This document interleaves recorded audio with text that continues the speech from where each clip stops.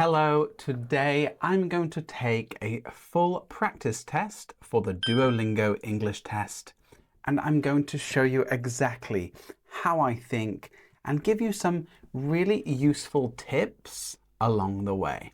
Okay, so let's go. It will start with read and select, so we just decide if the word is real or not. It's that simple. And I recommend really using your instincts first. So if it doesn't look 100% correct, sustainable, that's correct. So if it's not 100%, then it's probably wrong. Hate. So these are some easy ones. Recome. Does that sound like a word to you? No. Nervously. That sounds like a word. Resolution. I guess they're trying to sound like the word resolution. Preventionated. No. Abu table. That's a funny one. Able. Intuition. Operate. So some of these are quite easy. Perceptive. That's definitely a word. Substantial. Okay. Literal. Yeah. Origin. Unattainable. Unattainable. That sounds right. Legislation. Yeah. Distread. No. All right, well done. Now it's time for fill in the blanks. This is always a little bit difficult, so let's just do our best. Ready? A successful sports team thrives on cooperation and collaboration. Right, they are working together when you cooperate. Next one. The wide something offered a breathtaking open-air view of the bright city lights at night. The wide balcony. A little bit difficult, but we know that it's giving a view. So what word with bal gives a view?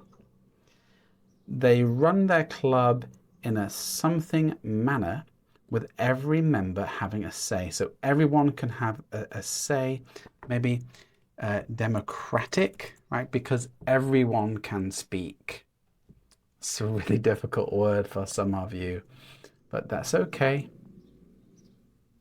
He made a blog post about how he feels something for not spending enough time with his kids. So how might you feel if you don't spend time with your kids? Maybe a little bit guilty. Yeah. During guided meditation, the instructor made us imagine a gentle something brook to encourage a sense of tranquility. And that's a bit difficult. Maybe that's murmuring. A brook. Oh, quickly. No. That's okay. Next one. Survival hinges on the fulfillment of an organism's basic need. Organism's basic needs for. Let me read that again. In evolutionary biology, survival hinges on the fulfillment of an organism's basic needs for. Yeah, that sounds correct, doesn't it? My sister loves to something me about my obsession with collecting stamps. So collecting stamps isn't very popular, is it? So maybe she makes fun of him. So she loves to tease me. And there's nothing wrong with collecting stamps, everyone, okay? Researchers must, this means carefully review, meticulously. Quite a difficult spelling, but it means in great detail, carefully review their data. Double check, meticulously. Yeah, next one. Just close the window.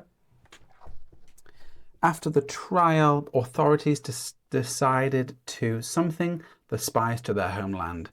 So this is when a government or a country sends them away. They decided to deport the spies, sorry about that, to their homeland. When you send them back. All right, well done. I'm going to drink my coffee. I apologize, it's very hot in here, about 36 degrees today, so I'm sweating a lot. All right, let's go. My artistic journey began when I was young.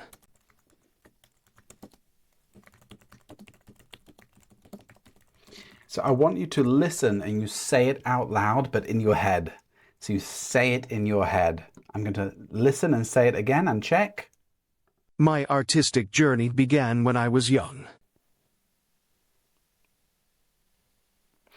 And now I'm going to listen and check my spelling, capital letters, periods. Do I need a comma? My artistic journey began when I was young. All right, next one. The supervisor asked two employees to switch their work schedules.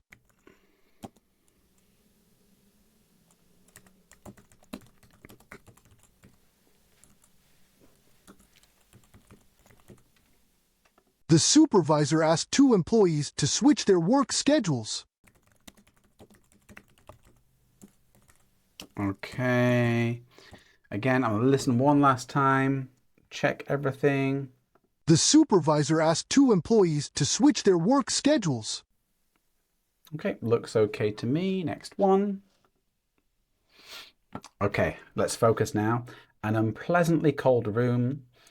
The temperature in this room is nearly unbearable. I think the test knows it's difficult for me. We need to request an adjustment to the climate settings from the maintenance staff. All right, let's have a look then. So even in the middle of summer, it's abnormally, that means unusually, chilly in here. I was going to write hell. That would sound very strange. I can't concentrate when my I guess that's fingers and toes, right? We always say that together, fingers and toes, feel like they're going to get really cold. What's the word? That's right, freeze. And freeze right off. That means they're going to freeze and fall off. Well, right now, I wish I was in a colder room, to be honest with you. Right, I could just click submit, but let's check the spelling and the words. Let's read it one more time. This is so important for you guys. Even in the middle of summer, it's abnormally chilly in here. I can't concentrate when my fingers and toes feel like they'll freeze right off. Okay, that definitely sounds like an unpleasantly cold room, doesn't it? All right, submit. Next one. They liked swimming. That seems a bit easy, doesn't it? Now, I want you to double check. Is it they? Is it like? Is it swimming? Let's listen again. They liked swimming. One more time. I'm going to take my ear off because I can't hear it in my headphones, actually. They liked swimming. I think it's they like swimming, although it does sound very much like liked in the past, doesn't it? Anyway, they like swimming. Let's go. I'd be willing to pay. Say it in your head. Repeat what you just heard.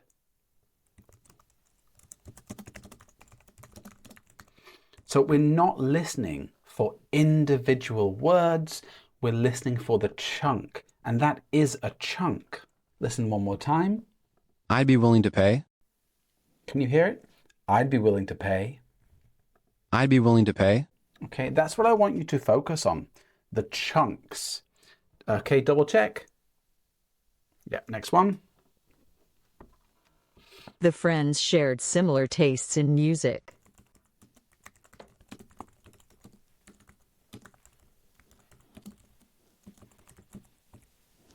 Okay, I want you to double check my answer, please.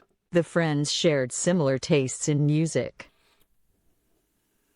Okay, last one. The friends shared similar tastes in music. So when I'm listening, I'm checking, is it tastes, right? You want to check each part. All right, submit. Engines add a great deal of weight to the vehicles they power.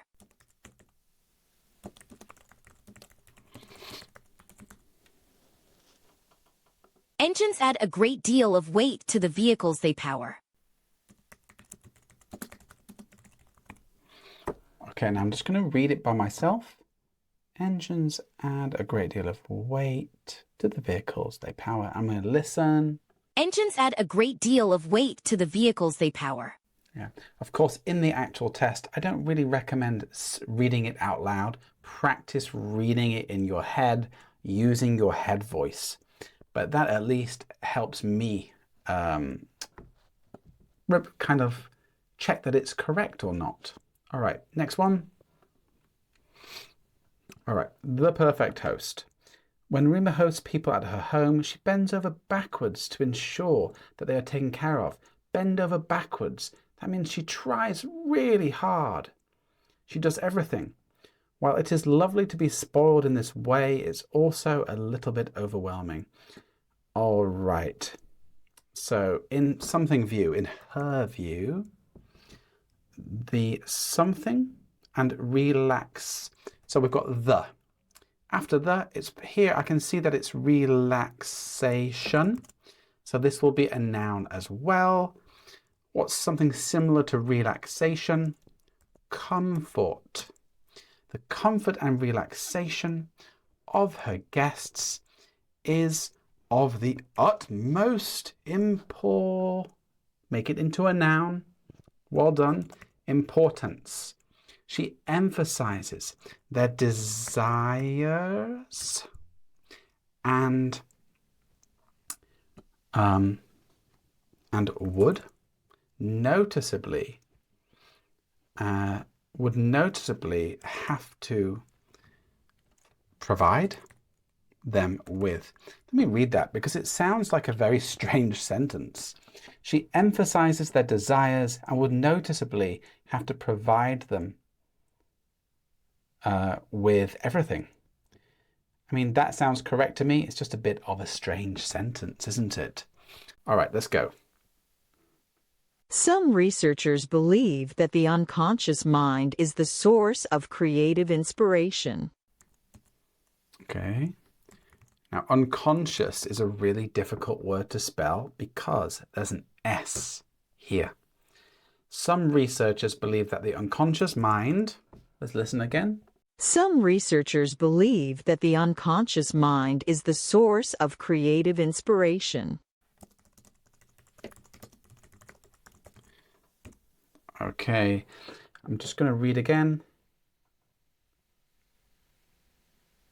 Now I'm going to listen and check my answer. Some researchers believe that the unconscious mind is the source of creative inspiration. Fantastic. Let's keep going. The scientists discussed the new theory at a conference.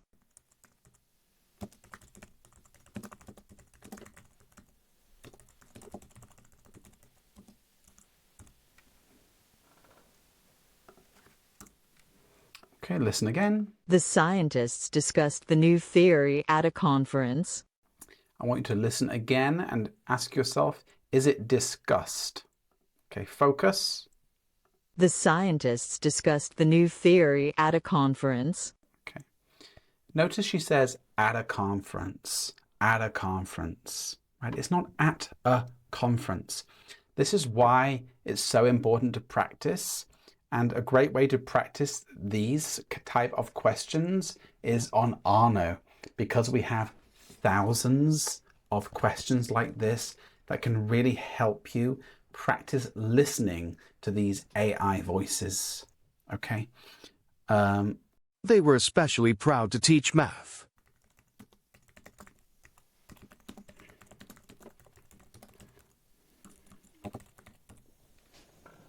Okay, listen one more time. They were especially proud to teach math. They were especially proud to teach math. And it's a subject, so capital letter. Okay, done. Oh, should we listen one more time? They were especially proud to teach math. Okay.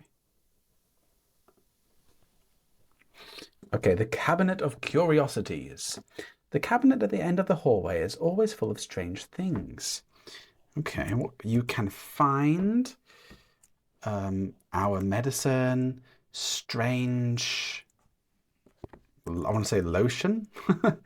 Lotion. Right, we're thinking of objects. What objects could be in a cabinet, right? Old stuff. And some right? What object might you put in a cabinet in your hallway? Shampoos. I don't think anyone has. So anyone has is a verb. Something it.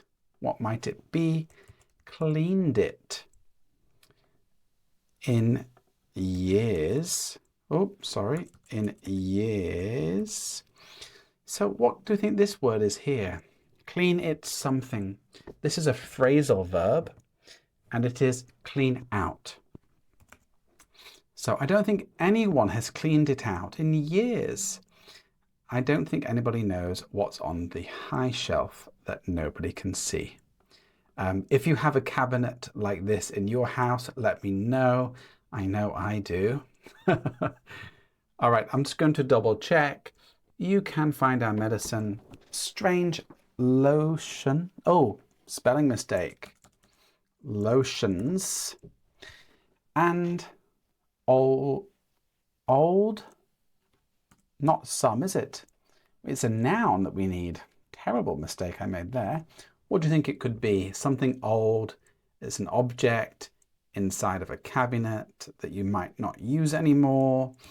Yeah, socks and shampoos. I don't think anyone has cleaned it out in years. All right, well done everyone. I'm going to submit.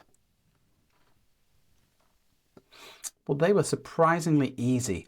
Now it's time to really lock in. That means really focus, because interactive reading can be a bit tricky. All right, quickly have a quick sip. Okay, have you ever something? How we can understand and create complex sentences. So before I click the word, I'm imagining, what might this be? I'm thinking wonder. Wondered, that makes sense. Have you ever wondered how we can understand and create complex sentences with ease? It's easy for us to create complex sentences. Two influential something in the study of language, and we have their names. So it's a word that means people. Two influential. Which word here means people? Yeah, figures. So we've got Richard Montague and Ray Jackendoff have provided valuable insights into the world of syntax, the set of rules governing the something structures of sentences. The grammatical structures of sentences. Montague, a renowned logician, and did I say that correctly? And philosopher, founded the field of formal semantics, which aims to understand how meaning is something. Maybe it means how meaning is taken, you know, how meaning is, I've got a word in my head, yeah, this word, derived from the structure of sentences. So that means where meaning comes from. His work inspired the development of Montague grammar, a way of connecting the complex structures of natural languages to the something. So we have the complex structures of natural languages to the something rules of logic. I think it's precise, right? Logic is precise, the precise rules of logic. This approach, something researchers to more accurately describe and analyze the hidden rules. So notice I'm reading it first, I'm guessing, I'm predicting. So this approach, I think it allowed researchers to more accurately describe and analyze the hidden rules that govern the way humans construct and understand sentences. Oh, we have more. Something, Ray Jackendoff, a linguist and cognitive scientist. So it's important to read that last sentence first and then go on to this because it's connected. So I think it kind of means as a result. Consequently, right, because of that, this Ray guy expanded our understanding of syntax by exploring the relationship between meaning, structure, and sound. I hope they're correct. Okay, now, so we don't have to read this first part. We have already read this. We just have to think about what goes in between here. So let's read this ending part. Jackendoff's theories focused on the idea that the human brain contains a mental grammar, a set of unconscious rules that allows us to effortlessly understand and produce complex sentences. Okay, and here we have saying that he expanded our understanding of syntax by exploring the relationship between meaning, structure, and sound. Meaning, structure, and sound. That seems quite important. So it's all about this Ray Jackendoff. All right. So I don't feel like it's going to be this one because it's about this Ray person. The nativist linguist theory states that children, well, we haven't been talking about children really, have we? Linguistics is an interdisciplinary field that combines aspects of history. He introduced the concept of generative semantics, which posits that the meaning of sentences is built directly into their syntactic structure.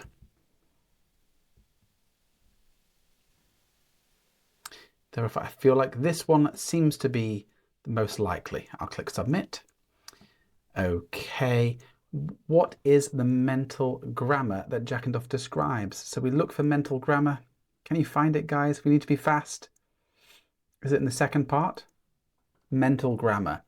What is the mental grammar that he describes? A set of unconscious rules that allows us to effortlessly understand and produce complex sentences. What is the goal of formal semantics? The goal of formal semantics. So here he founded the field of formal semantics, which aims to understand how meaning is derived from the structure of sentences. I might have all of it actually. What's the goal? The goal is to understand. Okay, keep that.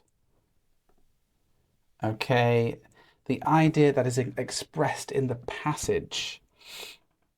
All right, so they don't talk about Noam Chomsky, although I love Noam Chomsky. The field of linguistics has a wide range of research. No, that's too general. So here it does talk about the two people. Richard Montague and Ray Jackendoff shared valuable perspectives on the syntax of language, leading to development of Montague grammar, yes, and generative semantics. That does sound correct. Linguistics, I'm going with that. Submit. What would the title be? So it's not about sociolinguistics. There's no introduction to linguistic analysis. What's it all about? There's one word here that connects to this entire passage. What's the word? Yes, syntax. So I believe it is syntax. Contributions to research on syntax, because it shows these two people, Richard Montague and Ray Jackendoff, contributing, right? Giving something to the field, helping the study. All right, let's submit. That was still a bit tricky, wasn't it? A little bit difficult. Okay, it's interactive listening time. We need to really focus for this one and imagine that it is a real conversation. That's really important. Okay, now I'm going to listen. You are an urban studies student who is nearing the end of their undergraduate studies. You are trying to decide if you should apply for a job or if you should apply for a doctoral program. You ask your professor for their opinion. So when I'm listening, I'm trying to remember keywords. So in my head, urban studies, job, or something else. So I study urban studies. I have almost finished my degree. I think it's an undergraduate degree. Shall we check? You are an urban studies student who is nearing the end of their undergraduate studies. You are trying to decide if you should apply for a job or if you should apply for a doctoral program. You ask your professor for their opinion. So I think having degree there is fine, but just because they use the word studies, I'm going to use the same word. What are you trying to decide? I don't know if I should apply for a job or what was it? You are an urban studies student who is nearing the end of their undergraduate studies. You are trying to decide if you should apply for a job or if you should apply for a doctoral program. You ask your professor for their opinion.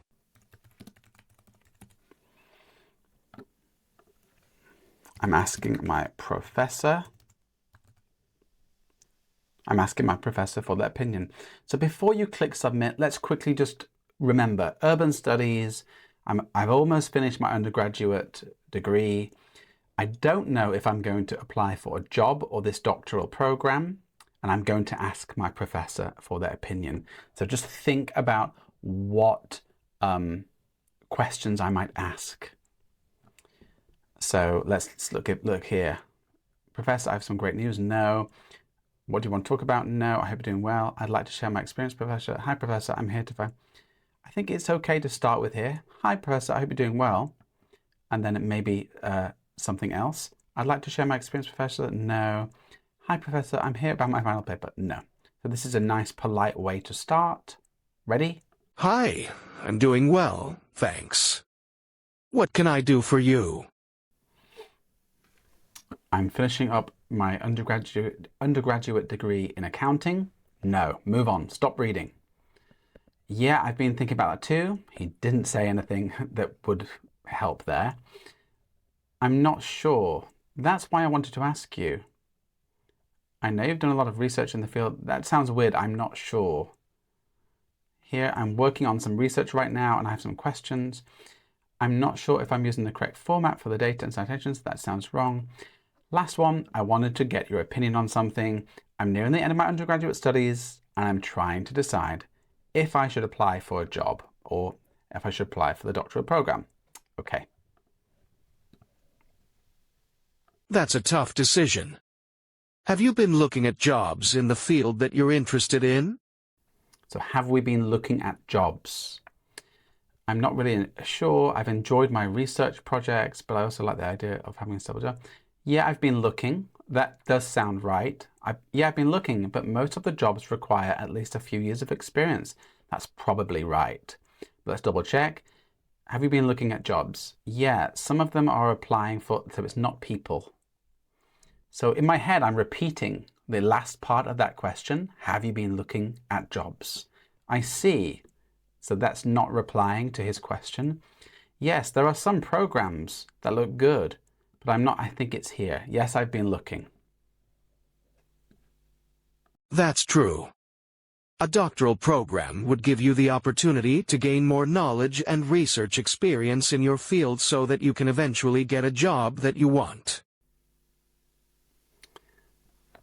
Okay. Unfortunately, I wasn't listening then. So it's very important to stay focused.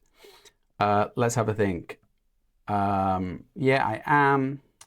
But then I can't wait to finish my studies. No, but I've taken some advanced graduate. But it feels like it would take so long. And I'm not sure I think that's correct, right? Because it would take a long time to do the doctoral program. And he's not sure he's ready to do it for several years. I was a bit lucky there because I had a sudden moment where I wasn't focusing. So that's why it's important to keep practicing and keep doing these tests. Okay, focus time. It definitely takes a lot of time and commitment, but it can be very rewarding. If you're not sure if an advanced degree is for you, why don't you try working in your field for a few years and then decide whether or not to pursue a doctorate later on? So he's saying, why don't you work in the field first and then maybe apply for a doctorate later on? Okay, great idea. I'll see you tomorrow then. That sounds like they were supposed to meet, so no. Yes, that would be a huge change. No. Yes, that makes sense now. Thank you. Maybe it's this. Okay, I'll do a little bit more research. Thanks, Professor. That's a good idea. Thank you, Professor. Maybe that's a good idea. Thank you, Professor.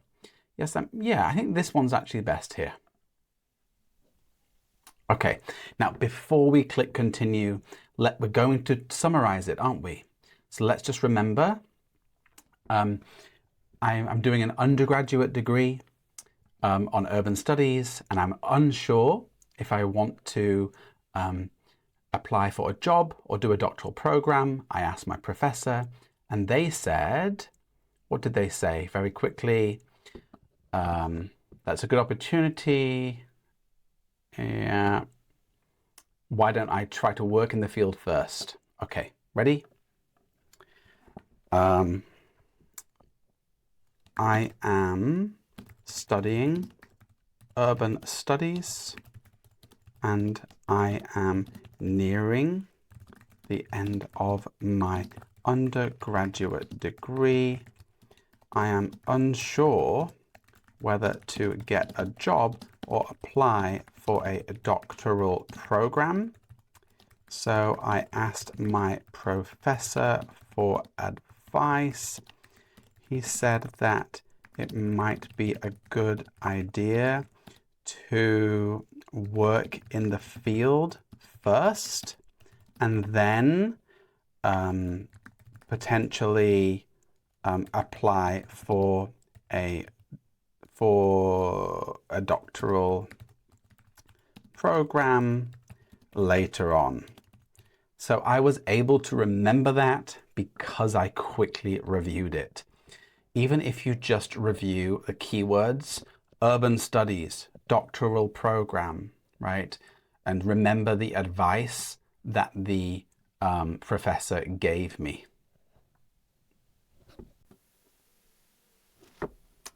Okay, so let's all try to look at the screen except when typing. All right, it's very hot in here. I'm going to open the window again. I apologize if you can hear everything. All right, so it's writing time. Let's go. Let's describe the picture then. So, all right, in the picture, in the photo, a group of people seem to be posing for a photo. I don't want to say photo twice. In the picture, a group of people seem to be posing for a photo. They are all smiling and they look like they are all one big family. Perhaps they are on vacation. I can see sand on the ground. Oh no. Describe a career that requires a lot of hard work but is rewarding in the end. What is the job and why is it rewarding despite the challenges? Okay, what is the job? Why is it rewarding despite the challenges? So it doesn't have to be your job. It can be any job. I'm not sure what career to choose. Describe a career that requires a lot of hard work. Well, let's do it being a teacher, shall we? I personally think that being a teacher requires a lot of hard work, despite what other people believe. This is because many people think that teachers have an easy life.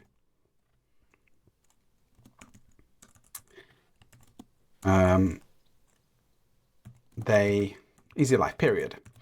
They go home early and have the whole summer off. However, what many don't realize, spelling, American, is that teachers take their work home with them. They have to grade students' homework and prepare for many classes. Also, During the summer holidays, we usually have to prepare for next year's, for the next semester. All right. Why is it rewarding? The job is rewarding for a bunch of reasons, I'll say, for a bunch of reasons.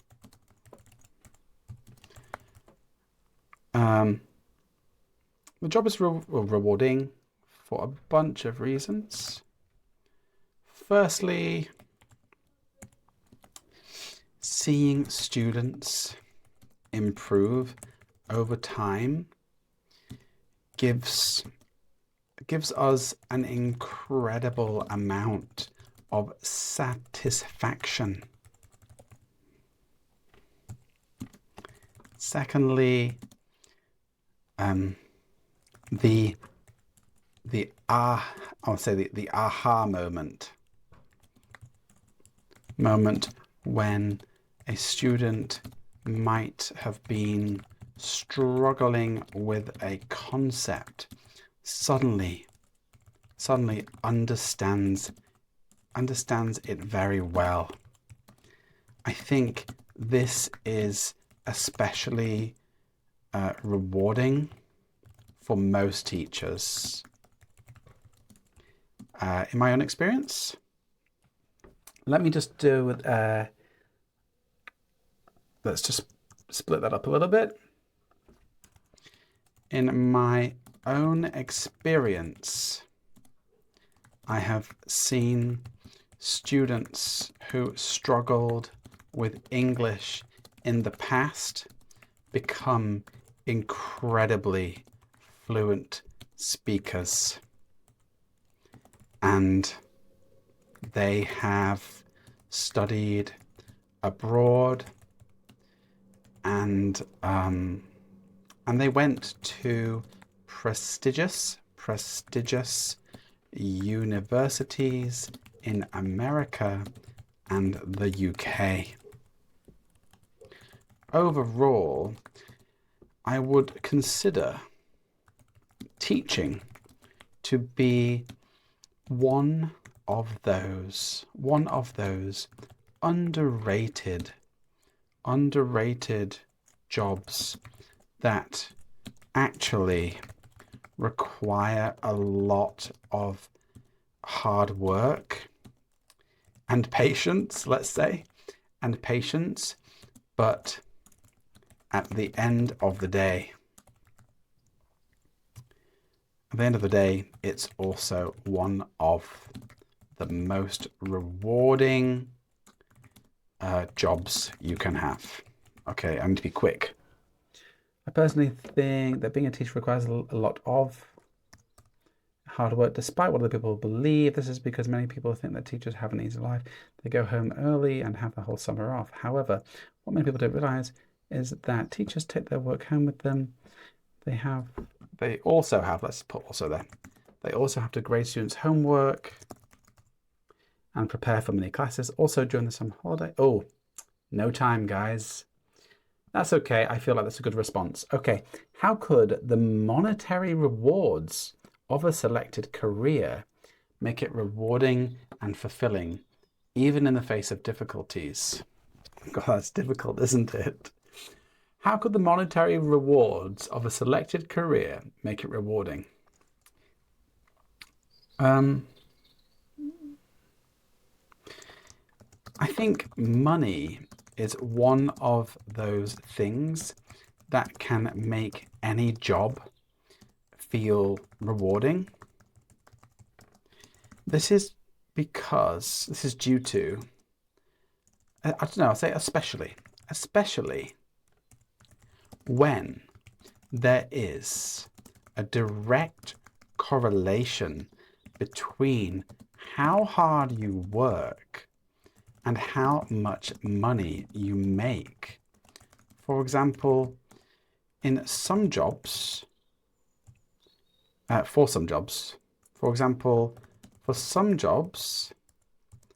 they may be rewarding,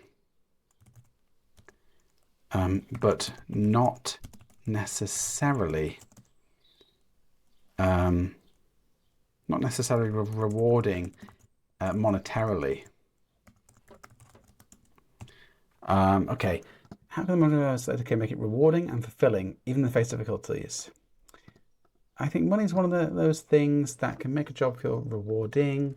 I'm not really happy with my answer here. Anyway, rewarding, especially when there is a direct correlation between how hard you work and how much money you make. For example, for some jobs, they may be rewarding, but not necessarily rewarding monetarily. Not necessarily monetarily satisfactory.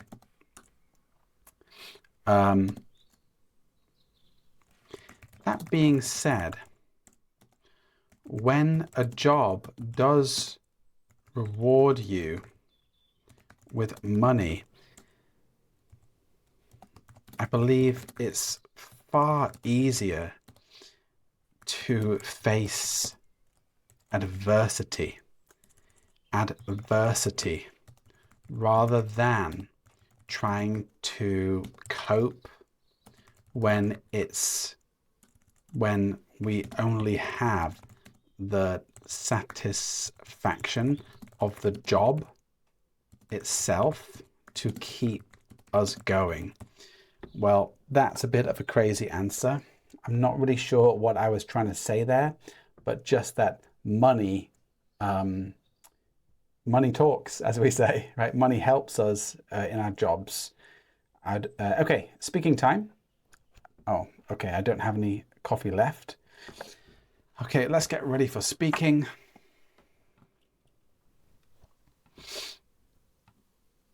All right, let's go. I have 90 seconds to speak. All right. And I will click record in a second.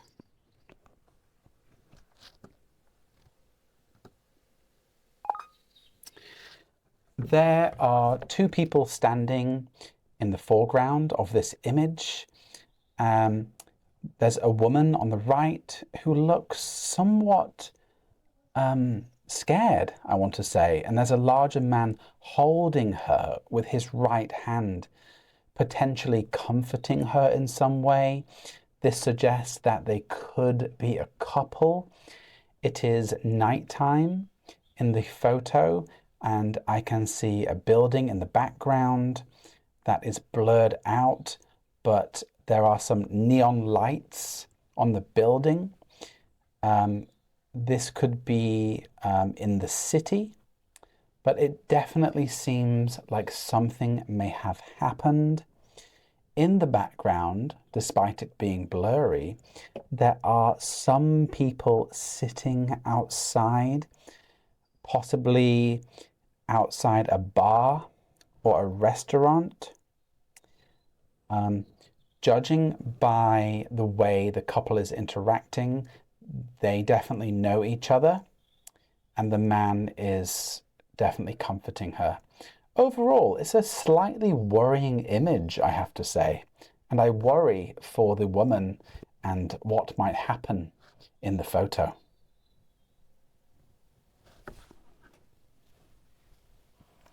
Okay. Discuss changes in a place where you've lived or visited. How has that place grown or changed over time? Why do you think those changes have occurred? Okay. Discuss the changes in the place where you've lived. All right. So in the past, I lived in South Korea for 10 years teaching English, and it has changed tremendously. One of those changes is the fact that now there are more and more foreigners, let's say non-Koreans, who live in the capital and work as English teachers or in other jobs. And Korea and Korean culture has become so popular that I lived through that change, and it was very interesting. because from my personal experience, when I first arrived in Korea, there were no foreigners, and it was very strange to be a non-Korean. I would never see any foreigners around. The other thing is that many Koreans now speak English to a very high level. And I think that's because Korea has become more global and they have expanded their, let's say, soft skills as a country. So that's kind of music and movies. So, and that in turn has encouraged others to visit Korea. Okay, I didn't really have a very good conclusion there because I was enjoying it so much. All right, so we'll listen to 6 questions and we just answer each question naturally, okay? Like a real conversation, but we have to click. I'd like to ask you a few questions about cost-saving strategies. Tell me what people do to save money. Well, people save money in a variety of ways. Nowadays, it's very popular to just have an app on your phone that reminds you where to put your money. It's incredibly easy to have a savings account and automatically send your money through a direct debit into your savings account without having to worry or think too much about when and how much to put in. So it's extremely convenient.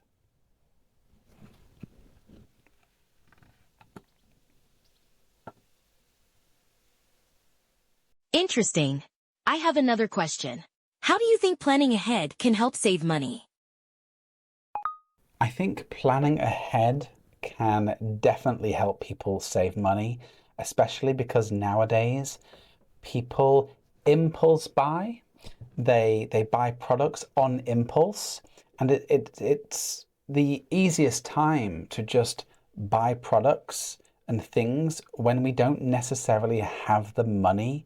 So for example, there are companies like Klarna where you can buy a product and just pay every month for 6 months.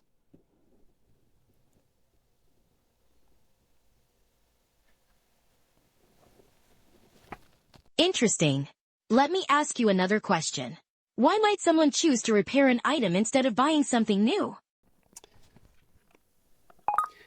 I think someone might decide to repair an item instead of buying something new because that item means a lot to them.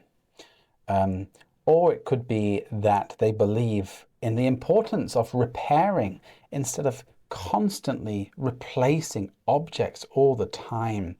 That being said, there is something called planned obsolescence, where companies try to make our objects become useless, so we are encouraged to buy new products.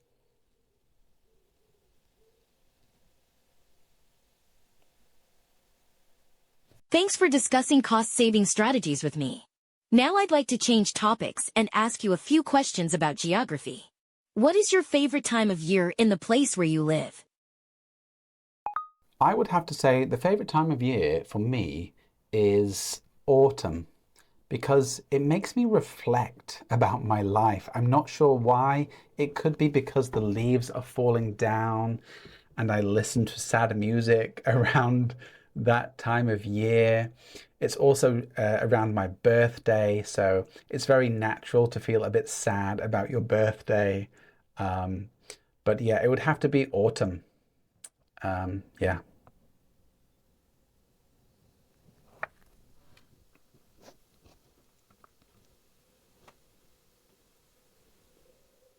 Thanks.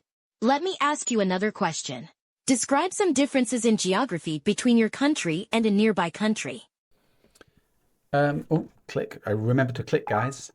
So I will compare the Netherlands to the UK. The UK actually is quite hilly. Sometimes there are rolling hills, but other times there are mountains and really incredible landscapes. But on the other hand, the Netherlands is known to be very flat.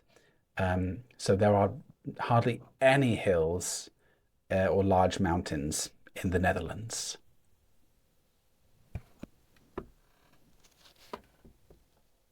Thanks. I've got a different question. Do you believe geography education is important in schools? Why or why not?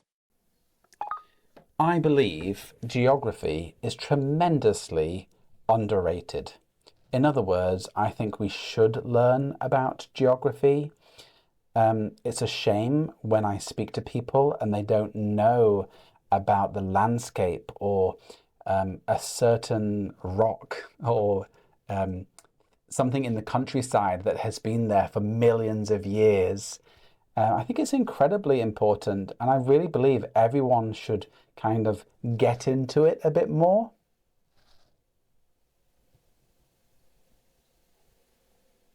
Thanks for discussing geography with me. Have a nice day. You too. All right, continue. Okay, oh, it's writing and speaking sample. Let's go. Oh, it looks like my camera might die. I hope that doesn't happen. Prepare to write a topic below. You have 5 minutes. Today, many athletes, singers, and actors use social media to interact with their fans. Describe an instance when you observed a positive interaction on social media made by a famous person. Discuss why that particular interaction stood out to you and the impact you think it had. Well, that's difficult because I don't really follow people on social media. So I'm just going to make it up. All right. So, a positive interaction on social media. I'm just going to make it up, guys. So one positive interaction that I observed was when my favorite writer gave away, let's say 500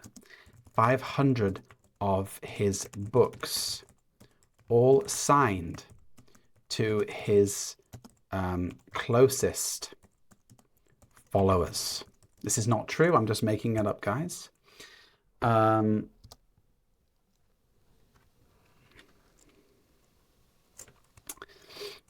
Let's add it a bit more.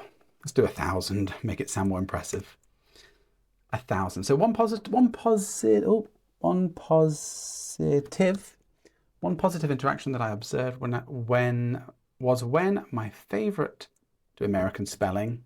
Oh, it's wrong anyway. Favorite writer gave away 1,000, sorry.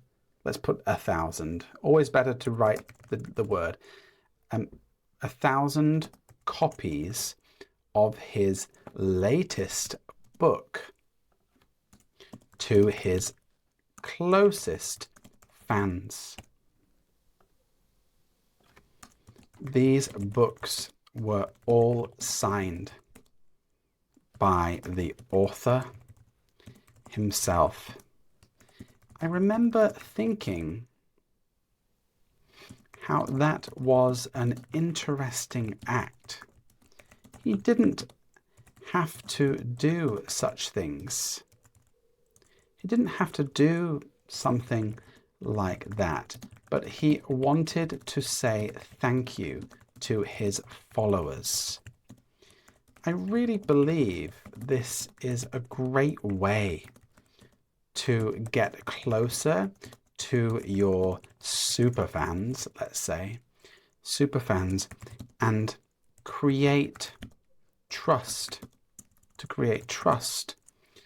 I really believe this is a great way to get closer to your superfans and create trust within your own online community. I need to write some more, guys. Discuss why that particular interaction stood out to me and the impact you think it had. So I really believe this was a great way to get closer to his superfans, and it created trust within his own online community. This definitely has a huge impact and a ripple effect within his own fan base. And I might actually admit at the start, although I don't generally follow anyone famous online or in social media, there was one occasion that particularly stood out.